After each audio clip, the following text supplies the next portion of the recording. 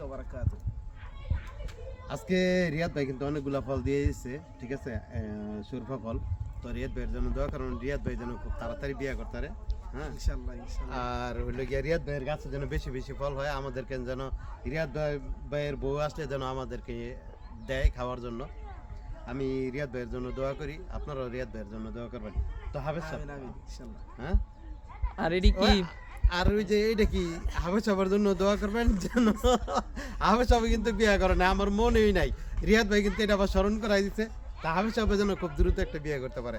আর হাফেজ সাহেবের জন্য আপনারা সবাই একটা বউ দেখবেন, ঠিক আছে, মাইয়া একটা দেখবেন, অবশ্যই অবশ্যই খুব দ্রুত আর হয়ে সুরপা যাবে। মনে হয় একজন প্রথম, মানে এখনো মনে হয় অনেক জায়গার মধ্যে লাগেনি।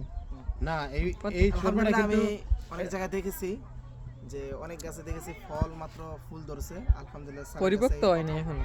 প্রথমেই অনেক সুন্দর ফল হয়েছে। তো আপনারা সবাই বাড়ির আশেপাশে ফল গাছ লাগাবেন, তাহলে আপনারা সবাই কিনতে হবে না, সেখান থেকেই খাইতে পারবেন। বাড়ির আঙ্গিনা যাতে একটু জায়গাও ফাঁকা না থাকে। আরেকটা বিষয় কি, এই ফলটা যে এই যে রিয়াদ ভাই বলছে, হ্যাঁ, আমরা বলি এটা 12 মাস, আমার গাছও কিন্তু হয়, ঠিক আছে, 12 মাস। তো এখন কিন্তু আসলে এটার সিজন না, গড় সিজন। তো গড় সিজনেরটা আমরা পাইছি, হ্যাঁ, রিয়াদ ভাইয়ের কাছ থেকে।